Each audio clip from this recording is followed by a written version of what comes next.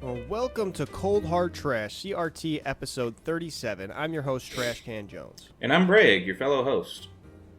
So, as a Catholic, it must be a pretty big weekend for you. Why is that, for Super Sunday? No, God was discovered. We found him. Whoa, those billboards in Indiana, there is evidence of God? Turns out it's real? No, Kanye West tweeted, "I am God." So, oh, I thought he tweeted he was a Nazi. That too. It's kind of... Oh, shit. All right. But now we know. Double whammy.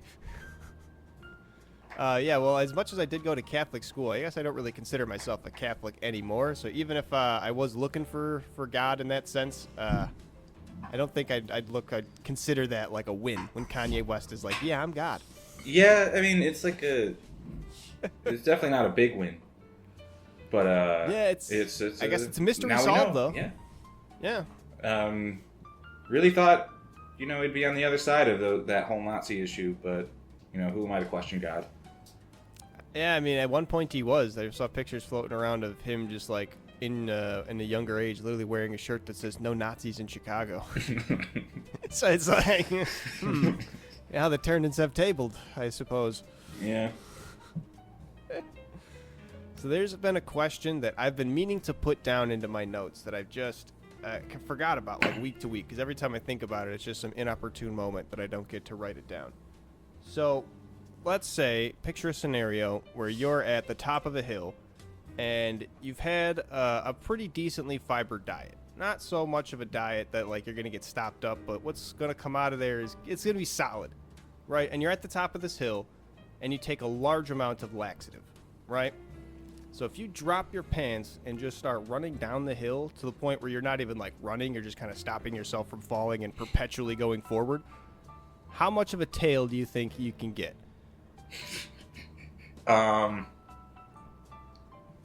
Fiber and laxatives. Like mixing just like NyQuil and Dayquil. Basically, I'm just trying to be like, yeah, it's going to be a lot coming out, but it's all going to be solid. It's all just going to be dependent on your ability to, kick it. So it is solid. Right.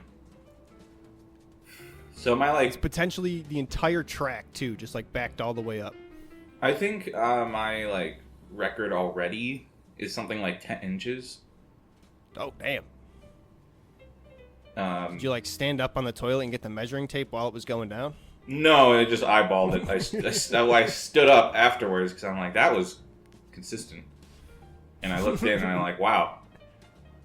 And then I continued with my business. But if I'm doing this competitively, I can get. You say like a hill. Yeah, because it's kind of hard to shit while running. But if you're just perpetually going forward and just kind of catching yourself, you're not really running forward. You're just kind of going forward, and then I feel like it'd be easier to shit that way. I mean, it still is more complicated than the normal way. Also, the whole thing with the squatty potty? Yeah, where you get your feet up and it's supposed to be the caveman way, makes your intestines at the right angle. Yeah, dropping logs. It is the main thing is that when you're standing, there's a thing that sort of restricts right before the sphincter. Mm-hmm. Well, I think it is a sphincter. I don't know. It restricts the flow. So running we're going down, in my opinion, from my previous record. We just did the laxatives and fiber. I think I can get a little over a foot. If I'm running down a hill, we're going to see some breakage. I'm going to have to push really hard. Unless how much laxative? See, that's the thing. I feel like that's what the laxative's for, is you don't have to push hard. And whatever breakage you might have to you think you might prepare for is going to be offset by the fact that you're already going forward. It's like a pitching machine on the back of a truck. It's it's already moving. So you don't really have to push it out. You just kind of let it go, and then it stays there while you keep going. Mm-hmm. Yeah. No, I don't think I'm gonna get I don't think I'm breaking any records here. I mean, maybe slightly, but I think we will run into breakage, right? It's going to be separate pieces. That's the point, yeah. But how long can you go? What do you think your biggest piece would be before the break? 'Cause interestingly enough, I was gonna say like around 10, 12 inches before when I thought about this. Also, what type of laxative are we talking about? Yeah, I would not the stool softener kind. That's the thing. It's got to just be like the pill kind or whatever. I don't know what type would actually let you be able to do that though. Okay, I'm on clevelandclinic.org. Turns out fiber supplements are considered a bulk forming laxative. Oh, okay. So maybe just the fiber then. Maybe the fiber will make you go. And then osmotic laxatives are also like they soften your stool, but they aren't called a stool softener. What it does is it like puts. I can't believe we're talking about this so in depth. It pulls water into your colon, and then that softens the stool. Stools like so that's osmotic, pulls the water in. Stool softener does actually it goes into what stool is there and like softens it up some way. Well, it increases the water and fat content. This is getting gross. Interesting. But, makes you greasy poops too. Yeah, that. But I think the one that we're looking for is a lubricant laxative. Well, I don't know. I feel like that is lubricant, right? If you got more fat in the poops and it's greasy out, and with the fiber. But it's like part of the thing. Like, I think you need a lot. Yeah, we were talking about like basically infinite fiber. Infinite fiber and just Vaseline. Just eat a pill of Vaseline. Lube up the whole system. The lubricant one makes it a slippery passage, and then there's stimulant laxatives that activate the nerves that control the muscles in your colon. They force your colon into motion so it moves your stool along. Ooh. This might be the one. This is the one. This is like propulsion. That's like the NOS in Fast and Furious. That's how you like put it in. You're halfway down the hill and then you just. Nah, but it isn't even a hill anymore. It's like you're in a pit. And like, can you launch yourself out of there? You jump up and then like right before you jump, you take the pill so you get like a second propulsion. Mm-hmm. Get up there. That's how they all jump in all the games. But yeah, I'd go for. I think I'd get a little over a foot. Just in general competitive pooping, like. Just in the general competitive scene, the X Games variant that I've added. This is a whole new variable. Yeah. Yeah, I was gonna think around the same. I was gonna say, like I said, 10 to 12, but I feel like I don't know. You might have swayed me on the running. I feel like it might have been.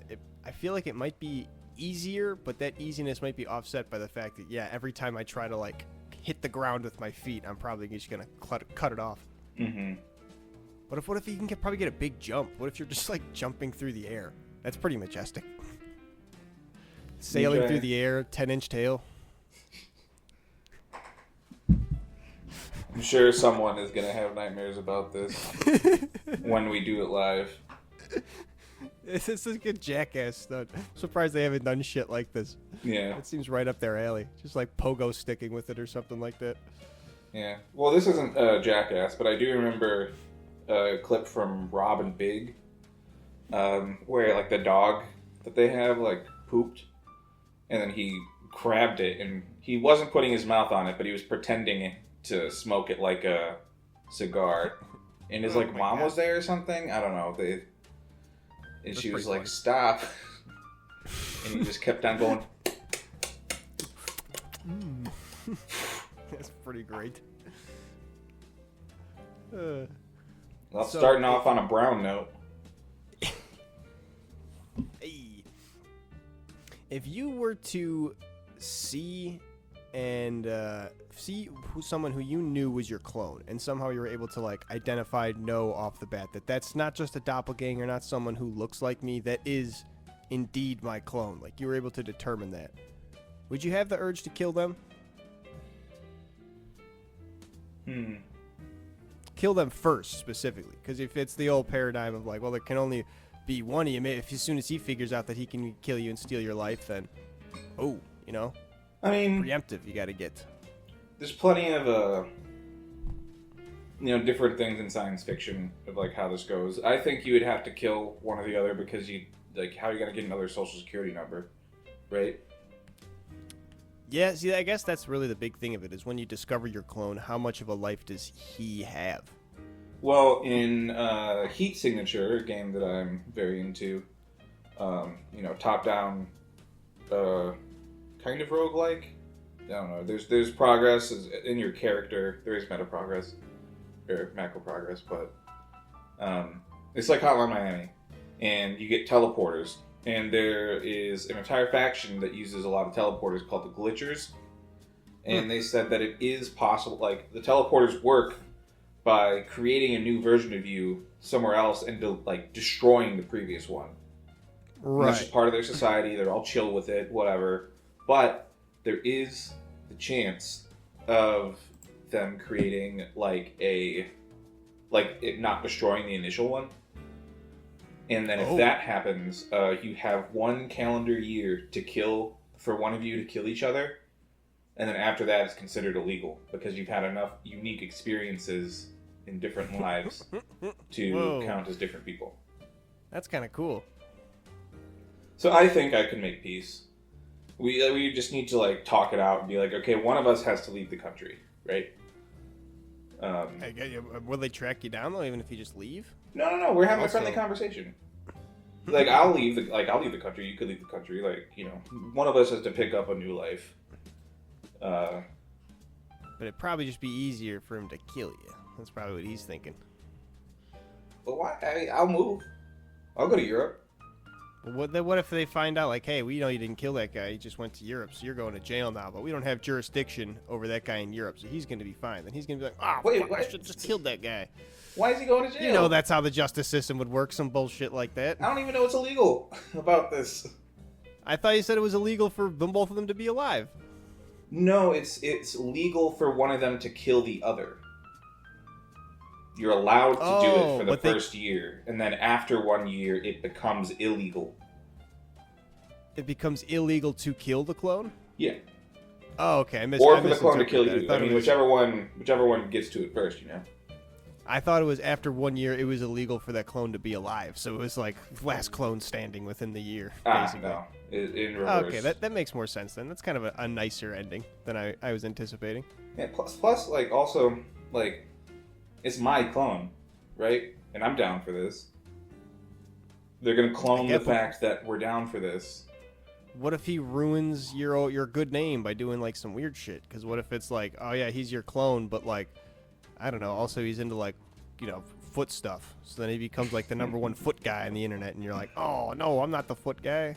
Well, then I would kill him to take his place.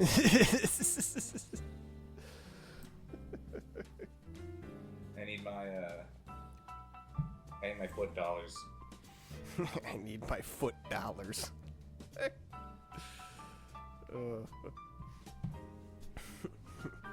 Speaking of giving dollars, though, so I want to buy a pair of walkie-talkies, and I don't know why.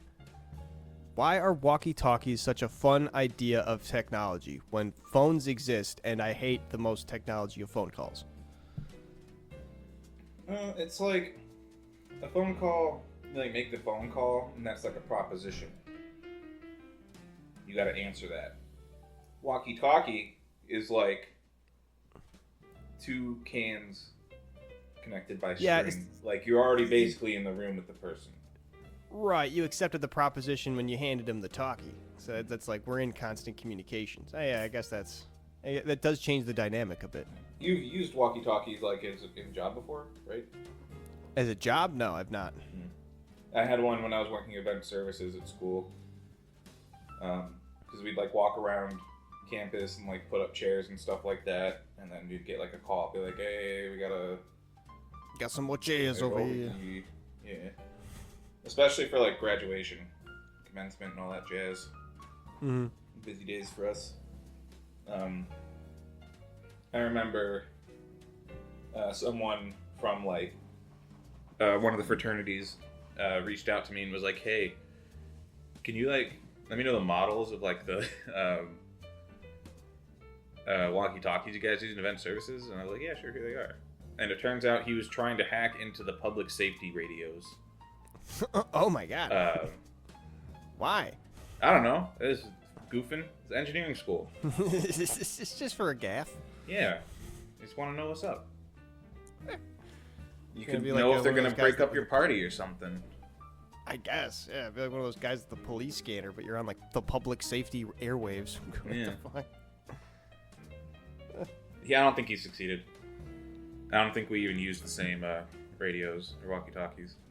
But we also have some friends who are very into cars, and what they'll do is that they'll go on like mountain drives, whipping it, and they'll have walkie-talkies on these like long drives, so they can communicate with each other more easily. It's pretty neat. That's pretty fun. See, I guess the dynamic changing is really what makes it, but just having a walkie-talkie, just being able to click, and then like even the way that like it fucks up your voice a little bit just makes it that much more fun. And there's just so much. Yes, and every line with over. Right, it's like it's much more of a toy. I feel like it's much as much of it is like it's supposed to be more professional. To me, it just feels much less professional when you're using a walkie-talkie because you're just having fun, like boop boop, like playing fucking soldier, even though it's like used by actual soldiers probably. Well, I mean, I like, couldn't make it in the army. I'd be giggling too much. It's not like you can't like make like a, I don't know, a worse version of the walkie-talkie, I guess. Like a non-military, like I guess it comes down to range, right? But like it's radio. It's just sending that shit out there. And if you're on that channel, you got it. Which is basically like being in the military. Functionally identical if you have a walkie-talkie. That's all you need. If you have a walkie-talkie, you sign a paper at the checkout line when you buy it that you're eligible for the draft now. Exactly. You just conscript yourself. So, I should have brought this up earlier. There was actually, I came across what I think is the most clever Family Guy joke of all time. Oh yeah, we're a Family Guy podcast. Lay it on me. What, we're a Family Guy podcast? Yeah, we've talked about it like 2 or 3 times. Basically, Peter walks into the pharmacy and is like, "Mort, these suppositories taste awful." And he says, "What? You're putting them in your mouth? Like you're swallowing them?" And he's like, "No, I'm shoving them up my ass. Of course I'm putting them." And they just blow straight past it, and they end up talking about how like Peter has a tab at the pharmacy or some shit. Yeah, but that's such a good like. No, I'm shoving them up my ass. Of course I'm putting them in my mouth. That's pretty good. So it's classic dynamic of like kind of like dumb guy is mad about something and, like doesn't understand a turn of phrase, or it does understand a turn of phrase, doesn't understand like the it's very like Abbott and Costello level of comedy. That's it. That's honestly that. Just because of the ass bit, that makes me think of another Family Guy bit where they just do the classic, "Oh, you wouldn't know your ass from a hole in the ground," and it just shows him walking next to a hole, and he's like, "Is that my ass?" It's just like a funny visual of like somebody actually not knowing. It's like, it's just so dumb, but I love that. I love when they just take something really simple and turn it and be like, "Oh yeah." Yeah, that's Family Guy at its best. Family Guy at its worst is the goddamn Ipecac scene. Yeah, it's just, haha, puke funny, right? And they went back to it and did the like the reverse version. It's just stupid. Yeah. Well, the reverse one is like interesting because it's like grosser, for sure. But it is also sort of, I don't know, making fun of the fact that they did that in the first place. They're doing it by one-upping it, like, but which is why did we do this ever to begin with? They're basically doing it the whole time, Yeah, they got other shit in that particular episode where it's like they talk like the family's doing like flashbacks or something, and they all just stand there. It's like, what's going on? Oh yeah, I think they're doing a flashback.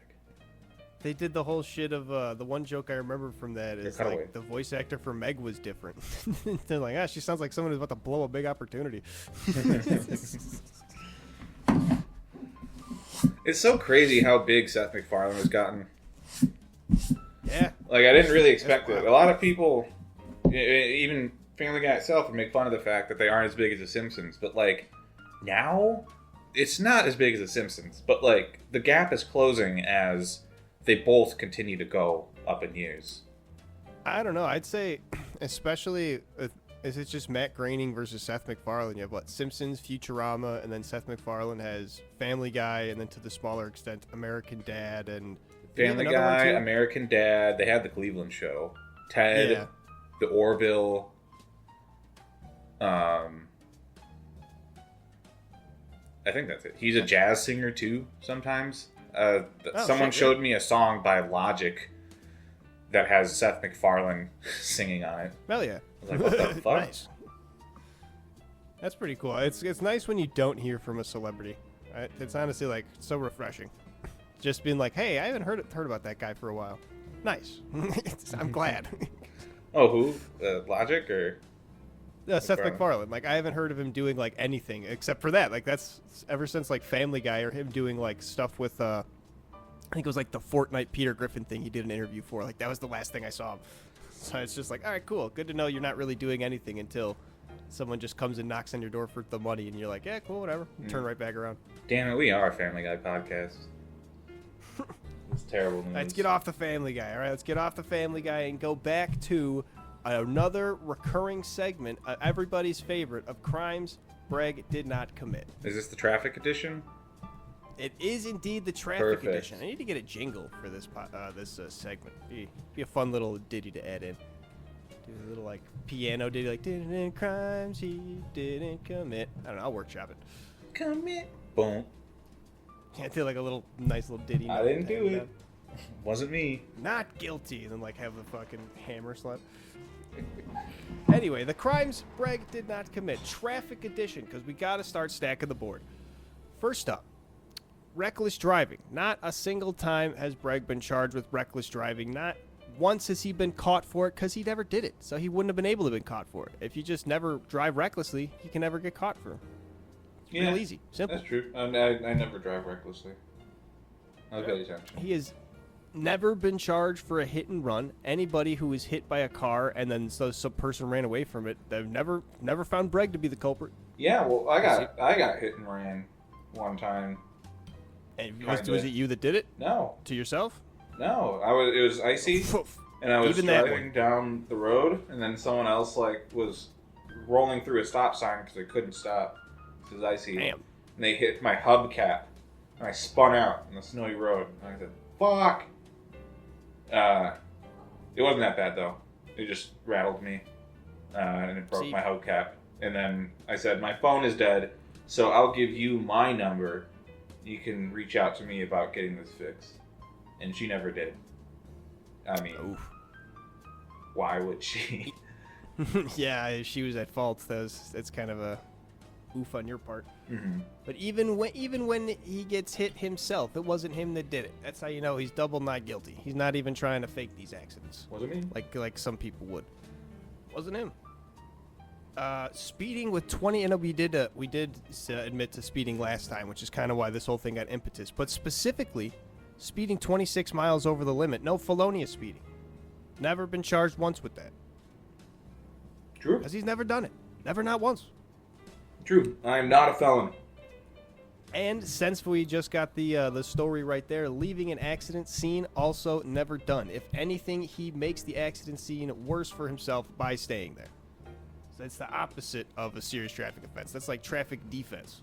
He's on. Yeah. Well, I guess we never reported it, but I wasn't at fault. So. And I did leave, but not illegally. And the final one for the traffic edition of crimes that he did not commit. Absolutely no vehicular homicides were able to stick. You want to know why those vehicular homicides didn't stick? You want to know why no witnesses for these vehicular homicide cases went to court? There isn't a living witness. There isn't a living witness. They never happened. The vehicular homicide didn't happen. No witness was alive because there wasn't a witness to begin with. No body? Nobody. Not a body, not a single pulse. Nobody would even dare speak a word about this. So don't do it in the future. He did not commit vehicular homicide. Thank you for joining us for this exciting segment of crimes he did not commit. Getting ahead of it. Start making a running list of this. Get like a Google Doc going. Yeah, make sure we don't go over the same things.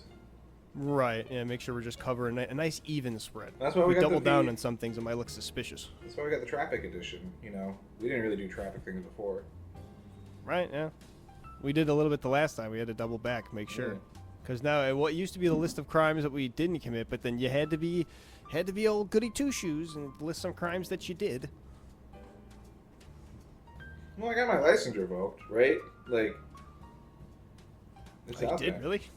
Yeah, for speeding, Oh, not shit. felony. Ah, okay. But, One of the things might have said was driving with a revoked license, but good thing I didn't go into that territory. yeah. Might have had to put revoked license on things that was committed. But the segment's over. All thoughts are final. Yeah, well, I never drove without my license, but... Well, I like, forgot it all before, but like I was licensed to drive still. And to get it back, I needed to go to traffic school, like as a one-day thing. I found one in Pilsen called Juarez Traffic School. And he basically just put on, like, motivational things. And then he had his son bring us Pepsi and pizza. Nice. And then he had a quiz. And he's like, if you fall asleep here, you will not get your license back. Jeez. It was also a trucking school. You can get your CDL there. Yeah. Seems like a pretty low bar for this traffic school. He's just like, you know what you did. You gotta stop speeding or whatever. You know.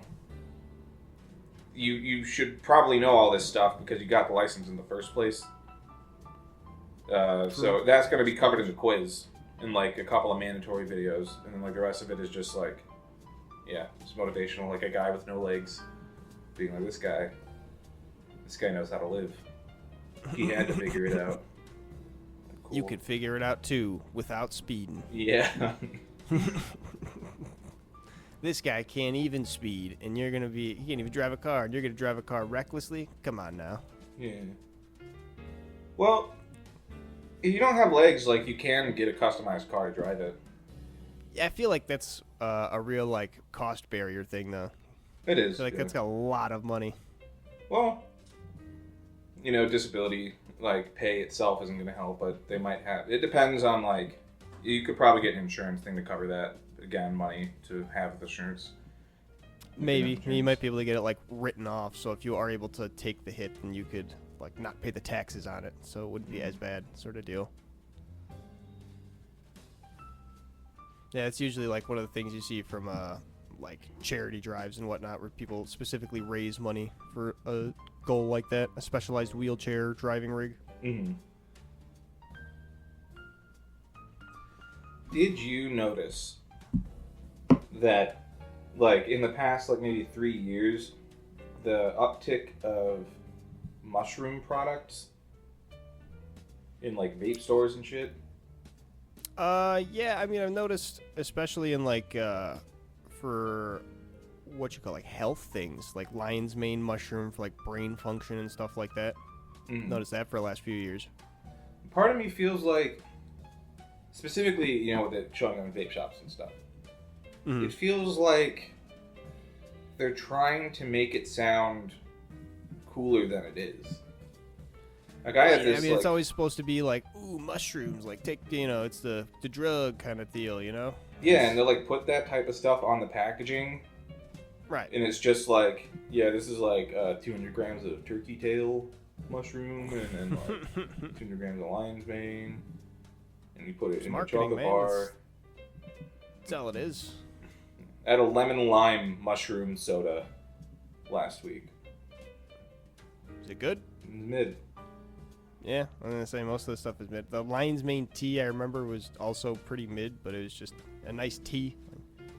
It didn't taste like overly strong or anything, so I was like, if it's supposed to improve brain function, neat. I got it for free with like a free sample pack one time. I forget what I ordered. Mm. And it came with it, and I was like, neat, I'll try it.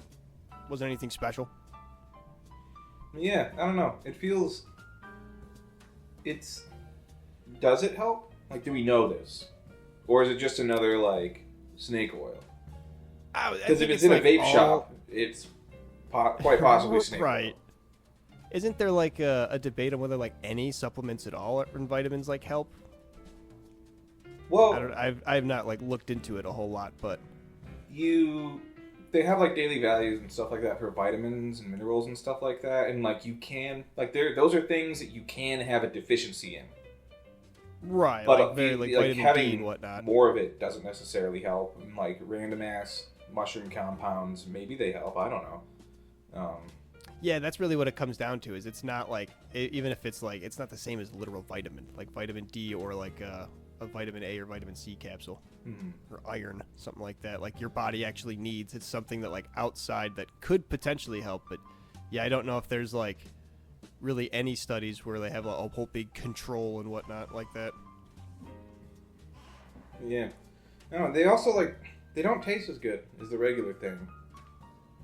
Like any of the times. They just sort of, it's like the opposite of like singing drugs. Where you're like, you know, it's not that crazy. And then like, boom, got your hooks. Now you gotta buy it all the time. And then with the mushroom stuff, they're like, ooh, it's mushrooms. It's like, you know, crazy. It's like gonna make your brain work 200 times better. And it does nothing. Does nothing to you. Maybe it does something to people who want to believe. True. You know? The placebo effect does work. Yeah, that's got to be what most of the marketing is. The placebo effect can work even if you know it's a placebo.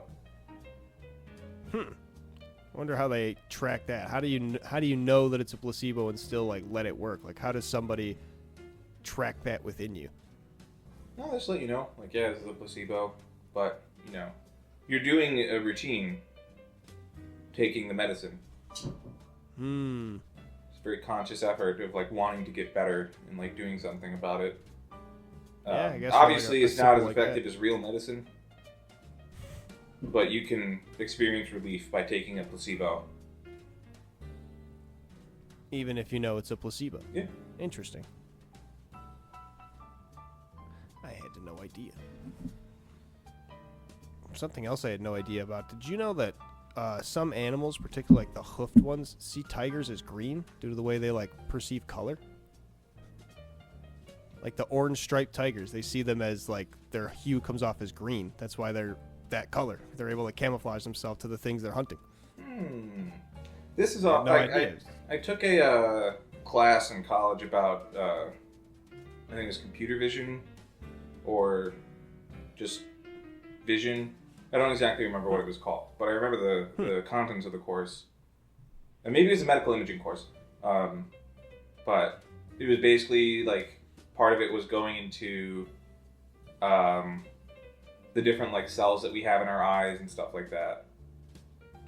Right. And like how we see things. So it's not exactly that it's green, like as how we understand green. It's that green and orange aren't different to them. Ah, okay. So it could be that the grass is the orange same as well. Right. Right. It's just they're undifferentiable. That makes sense. It's not literally that they have like different eyes that like the light perceives it differently. It's just that like the way they perceive light is those color spectrums are just kind of the same, green and orange. Okay, that makes more sense. Isn't that the same way that like dogs don't actually see in like black and white, but like a lot of their colors are just kind of smudged together? Like it's like muted. It's like a blue and yellow spectrum thing, and a lot of it is sort of, I don't know, softer. The spectrum I looked at didn't have a lot of contrast, but then again, like the regular color spectrum that we look at like doesn't have contrast really. You got to go to like one of those digital squares. Why was that a thing that people thought dogs saw in black and white? Like, what was there any media that like reinforced that or anything, or you got like a dog's perspective and it turned black and white? I'm trying to think. Because I feel like that was, you know, like one of the things that was just kind of commonly thought. They're like, oh yeah, dogs don't see color; they just see in black and white. But I'm trying to think of like what would have reinforced that in my mind. Do you also feel that way? Am I crazy for thinking that, or is that like something that people thought, at least in the past, that dogs just saw in black and white? I think so. I think that's how the question comes up to us in the first place of like, what colors do they see? Right. Because we were just told it's black and white, and then someone goes, actually, to that. Right, exactly. So like, but I can't remember now going back because I've been on the actually for so long. I don't remember what the original like source was. There had to have been like a movie or cartoon or something that just like did it. Well, I mean, their vision is different, right?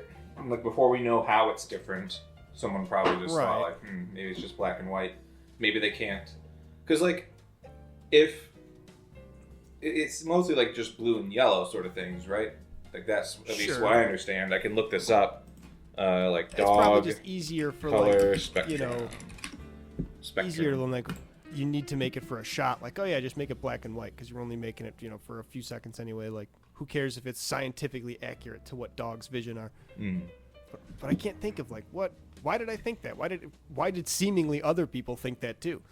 Well, so I pulled up the spectrum. Basically, it is like I've been saying, blue and yellow, and that comes out to 2 colors plus contrast. It's kind of like black and white. So, like I said, which is it's 0 not like, colors in contrast. Right. It's not like the most accurate, but especially if you just like, you know, a quick gloss over, you wouldn't be like, oh yeah, it's not wholly inaccurate. It's just not on the nose. It's probably because we were kids. They didn't want to explain all this shit to us. But who explained it to us to begin with? That's what I'm trying to get to the fucking bottom of. You know what? If I have kids, I'm going to lie to them about this. I need to keep the tradition going. Say it is real, or dogs only see in black and white. Don't ask any further questions. Yep. I'll tell you when you're older. I gotta look that up in between our recordings just to see like if there's any media just like gives dog vision. That's be such a strange thing. Like, where do I even start looking for that? Why do I think dogs see in black and white? Dog vision in media. This is not going to be good podcast material. It's just Googling dog vision. Yeah, I know. This is why we don't do this in front of a computer most of the time.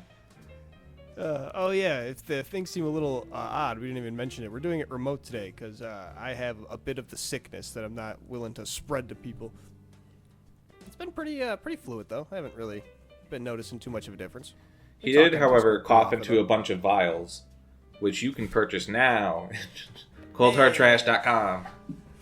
Mystery sickness. Streamer sickness. Yeah, they went from bathwater. We're just giving you like actual fucking biological disease. warfare. Well, I mean, you ordered it, right? Like, you know what you're getting. Yeah, but it's like it's a weapon. It's like you're ordering a gun. It's like you don't expect someone to shoot themselves with it. They're ordering a weapon. Well, you're gonna use that. What if you're doing like experiments and stuff? With my germs. Yeah, germ experiments. What's this called? What's it called when it's like your germ biome, your microbiome? Your microbiome, yeah. Yeah, I mean, typically that doesn't really include viruses, but yeah. But someone could make a copy of it. They could clone me. Yeah, I saw a TikTok of so some guy like licked the St. Louis Arch, right? Ugh. Another guy came by, and he's like, "You didn't invite me to your 4th grade birthday party. We used to be best friends before that. I remember it." So he took a swab from where he licked the thing, and he started growing like cultures, bacterial cultures from it. Wait, why? I don't think he actually knew him. I think he was just fucking around. Like, you swab the St. Louis Arch, you're gonna get bacteria. And then he made a fake, like little fetus in a jar. I'm assuming it's fake, because there's no way in hell you can actually make a clone like that. Oh, so he's literally just trying to like make his clone and then what, kill him? Like, not invite him to the birthday party. Inviting me. He's just gonna not invite the clone to the birthday party. Yeah. It's gonna be a lot of work. You gotta raise a clone, teach him what birthdays are, teach him the importance of parties. And then make him feel what it means to not be invited to a birthday party. Yeah, invite him to a bunch of birthday parties before that so that he knows what it's like to be invited to a birthday party. And then when it comes to his birthday party, I guess his 5th one can't do it again. So like his 45th one, however long this takes, you're not coming. He makes a clone of himself, too. And it puts him in the same grade. Easy peasy. Yeah, Googling this dog stuff, it's not, it's not, I can't find this. Maybe other than, like, the Fairly Odd Parents is the only thing I could think is maybe he, like, got turned into a dog and you got to see Timmy Vision at one point. that was some of the hijinks, but I can't really think of anything else that would be like give you dog vision. Well, put it in the comments if you can remember anything of why you think we used to think dogs looked in black and white. Let us know. Are we Mandela affecting ourselves? Do we never think this? Are we just dumb? Well, I mean, I do see, like, something that says, myth, dogs can only see in black and white. So we're not alone. All right, so we're not off. Okay. Is there anything, like, is that what was that? The site that debunks stuff. Is that, like, tell us where the origin of the myth is? No, it's just Facebook. Shit. There's a YouTube video about it, but, like, just Googling shit on the podcast is already a bit of a stretch. To watch, sit and watch a 10-minute, 33-second YouTube video. We'll research between episodes to see that's, what we can find out. That's a better idea. I agree. Oh man, that's ridiculous. It was something that like I was so like sure of, and it was one of those things where I got really scared of like, oh, it's one of those things that I just thought was true and then just kind of have branched off. Long ago I've branched off from that and have other assertions like the whole seeing in blue and yellow thing based off of that. So my whole like foundation got shook for a second of like, oh shit, that's just something that I thought when I was a kid dumbly and then carried it with me right until this moment.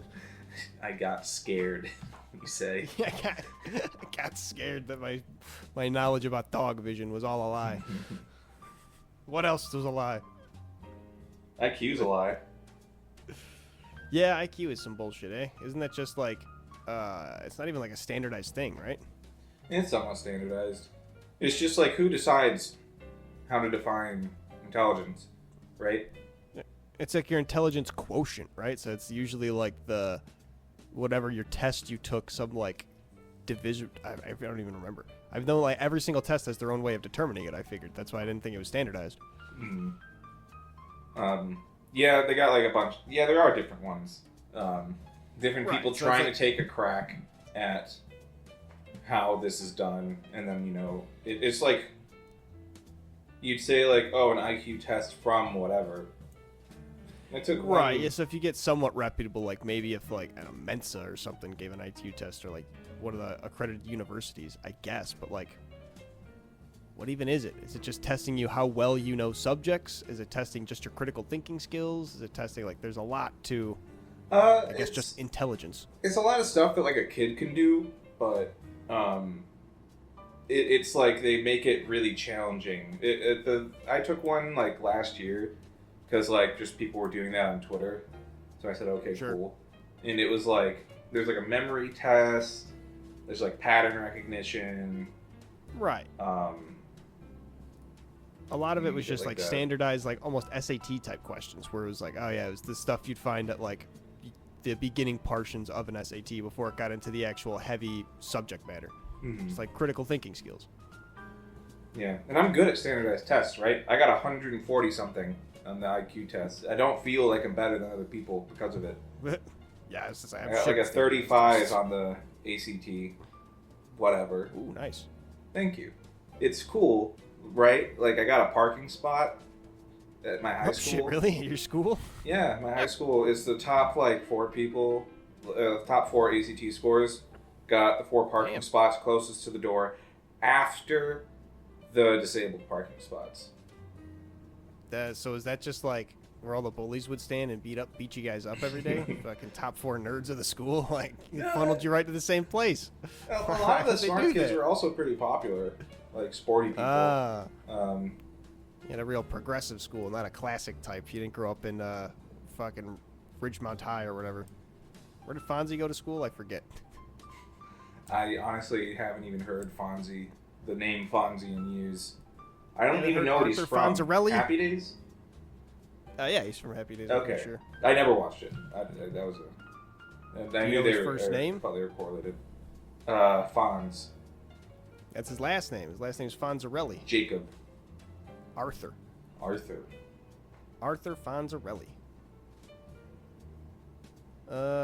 What was in Milwaukee? I'm trying to figure out the school. We're done enough Googling on this fucking podcast. We don't need to fucking look up where the Fonz went to school. How do you feel now that you finally beat PokeRogue?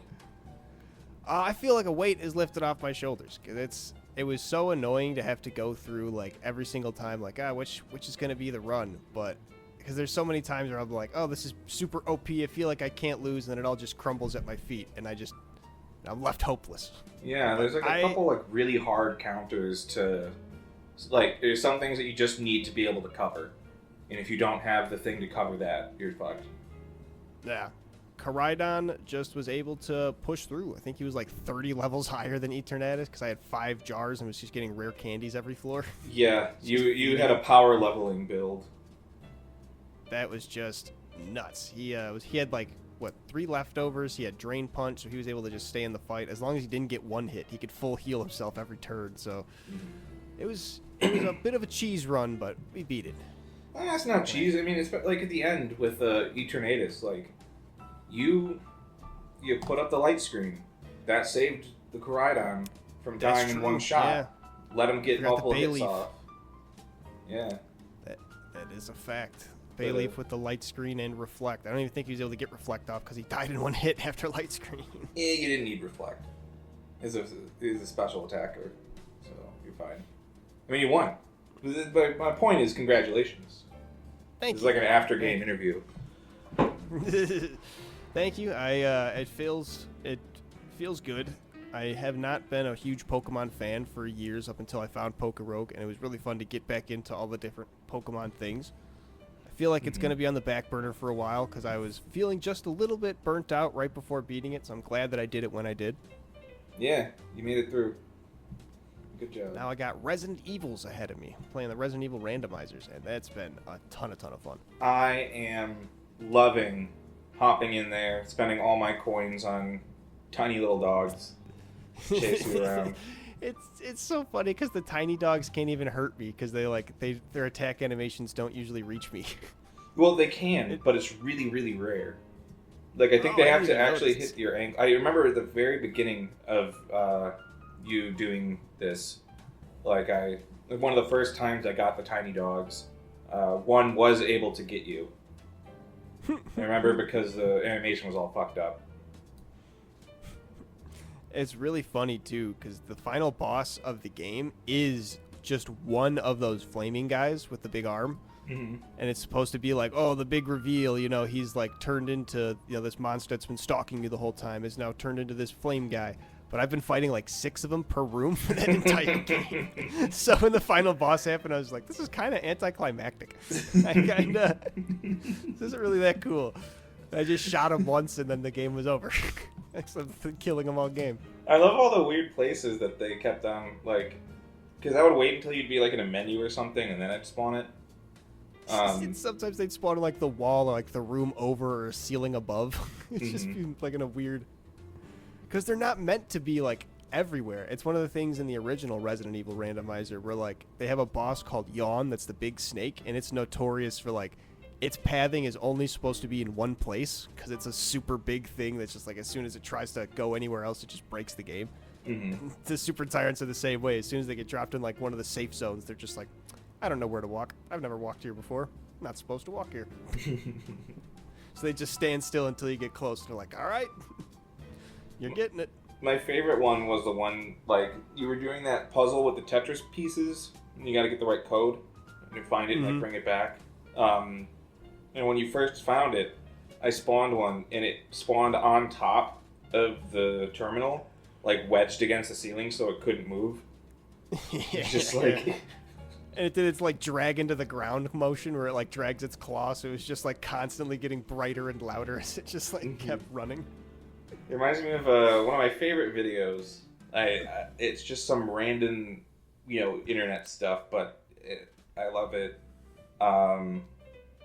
Basically, a guy used a Raspberry Pi to get like a rubber tentacle, like a motor, and attach a rubber tentacle to that, and it put a knife, like taped a knife to it, and then it would just swing the knife around. And he's like, I've done it. I made a box that swings the knife around. If anyone would like to come over and turn it off, that would be fine by me. Like, you gotta go to the terminal, but there's just a knife swinging around just in front of it. That's pretty good. It's like the plant-operated machete. It's just like the PVC machete arm that's attached to the electrical responses of a plant. It's just constantly swinging in front of it. I mean, I was a plant and I got a machete. Like, that's probably the first thing I would do. All right, like, let's see how you like it. Yeah. Let's see if you grow back, you piece of shit. That's going to be in the recording. Me cracking open a nice room temperature blueberry with hibiscus extract Topo Chico. Hell yeah. Love it. Well, I think that is about enough time to call the episode here, because I have to run to the bathroom, actually. So. Before we head out, there's also music that you can listen to that is made by taking the impulses of 2 different mushrooms that you connect with a wire and running that through a synth. Really? Yeah. It's very interesting. You don't like kind of listen to it for super long, but it's chill. You're like, huh, the mushroom. Is it like that. Music that people made from those sounds, or those sounds itself just sound? It's just the like sound, music? so it's a bit unstructured, but you can listen to it. It's interesting. Mushroom music. Yeah. Catch y'all Thanks later. for tuning in to this episode of Cold Hard Trash, CRT episode 37. If you enjoyed it, please share it around. Be sure to check out the Instagram where we post pictures of Captain the Cat as well as different clips of things. If you really like this podcast, then tell some people about it. If you really didn't like this podcast, I guess keep it to yourself, but that'd be selfish. That's such a great thing you keep it to yourself. The fact that we suck. Why are you doing that? If you just share it to your enemies, then if you think we really suck, all right? Share it at some point. Peace out. Peace.